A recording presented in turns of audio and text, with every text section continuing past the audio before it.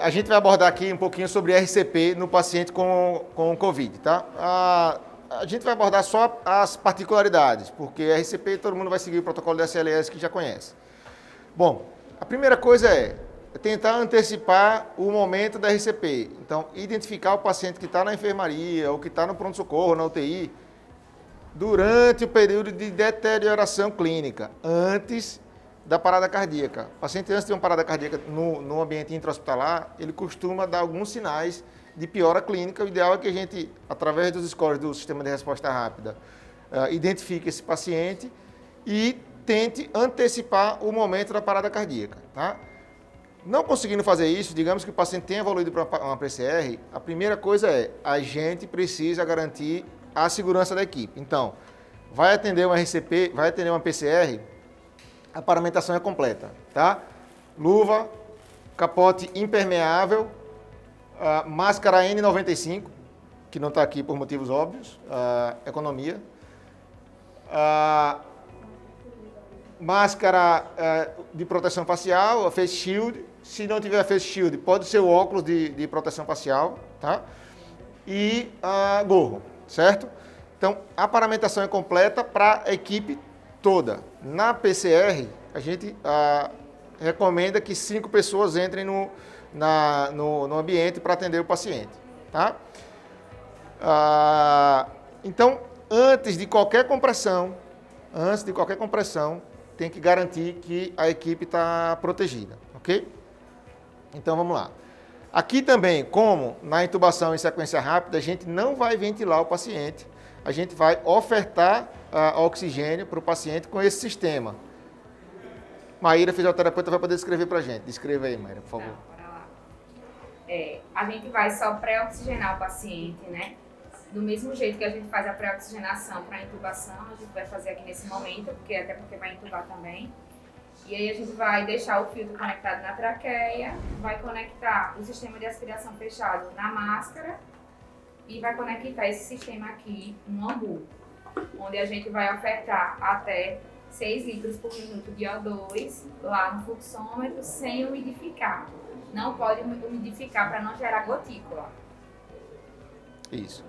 Então a gente vai só ofertar oxigênio, a gente nunca vai ventilar, certo? Essa manobra aqui, ela está proscrita para esse tipo de paciente. É só oferecer oxigênio nesse sistema fechado.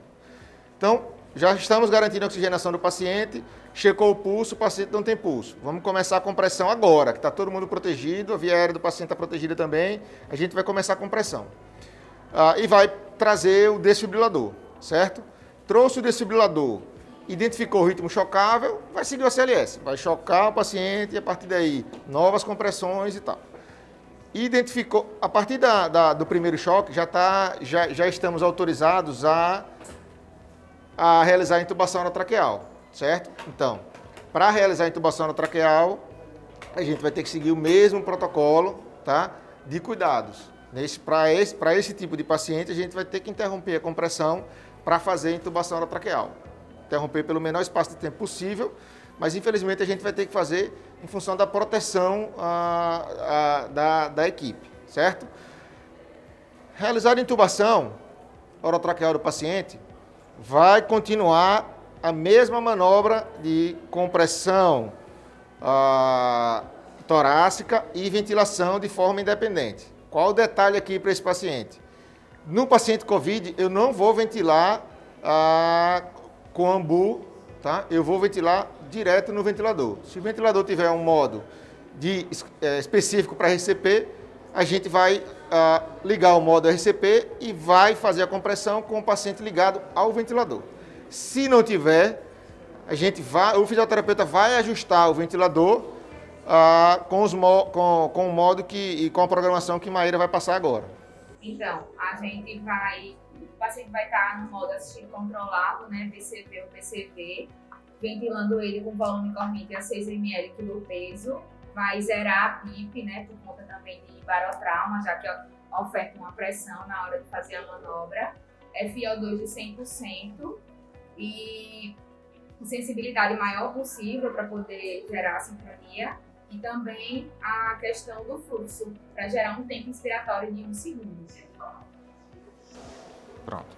Então, Intubou, liga o paciente do ventilador com esses ajustes, né, de ventilação mecânica, e a partir daí vai seguir todo o protocolo da CLS como a gente já conhece, certo? Então a peculiaridade é, a gente vai ter que tomar cuidado para intubar esse paciente, a gente não vai ventilar esse paciente antes da intubação, a gente não vai também fazer compressão torácica antes que a equipe toda esteja protegida. Por quê? Compressão torácica vai gerar aerosol de partículas e de vírus no ambiente e pode contaminar a equipe, certo?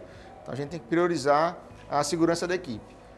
E uma vez entubado, o paciente vai ser acoplado ao ventilador na programação que foi dita e vai ficar então compressão, droga, checa o ritmo, checa pulso, se for chocável, choque, volta para compressão, sempre acoplado ao ventilador, ok?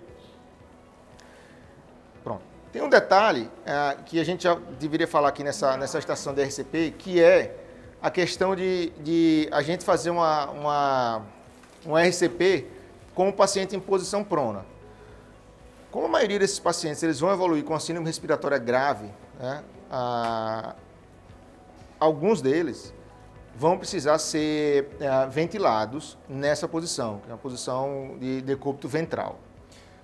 E eles continuam tendo o risco de agravar e de evoluir com a PCR durante essa posição.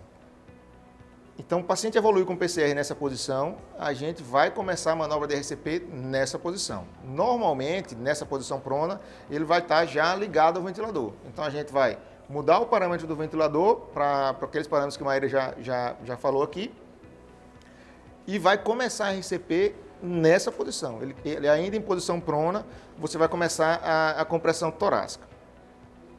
Quando a gente faz a RCP, a finalidade da RCP é esmagar o coração entre a coluna e o externo. Então, eu comprimo o externo e esmago o coração entre o externo e a coluna. Tá? Esse é o movimento de compressão.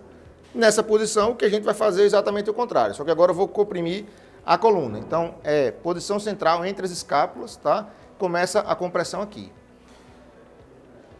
Como é que a gente vai saber se está dando certo ou não? Esses pacientes que estão em ventilação em posição prona, quase sempre, vão estar com um equipamento de medida de pressão invasiva. Então, um dos mecanismos para a gente identificar que essa compressão está sendo eficaz é que a pressão arterial diastólica esteja acima de 25. Garantindo a pressão arterial diastólica acima de 25, a gente vai continuar a RCP nessa posição, sem precisar supinar o paciente, certo? Sempre nessa posição. Detalhe, o paciente já tem Covid positivo, ele está entubado, a gente começou a ventilação mecânica, o ventilador foi ajustado, a gente tem que checar todas as conexões do ventilador ao tubo do paciente, porque durante essa manobra eles podem se desprender e isso vai gerar aerosol e contaminação daqui, certo?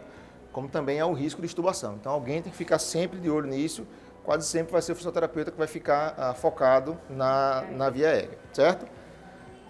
E, bom, mas aí a gente começou a manobra da RCP e identificou que o ritmo é chocável, certo? O ritmo é chocável.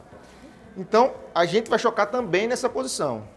A maioria das pás de desfibrilador, elas já trazem aqui uma ilustração, né, mostrando aqui onde é que ele deve ser colocado. Então, a gente vai ter uma do ápice, que é uma que a gente normalmente coloca na região apical do coração, do tórax, né, no ictus, e a outra que vai subclavicular. A gente vai vai manter exatamente essa posição, só que na posição dorsal, tá? Então, no dorso, eu vou colocar essa aqui, aqui ficaria subclavicular, eu vou colocar sobre a escápula direita, tá? E a apical eu vou colocar lá na linha axilar média do lado esquerdo, que o coração continua lá do lado esquerdo, tá? Vai carregar e vai chocar nessa posição. Chocou, entrega as pás e retorna para a compressão na mesma posição.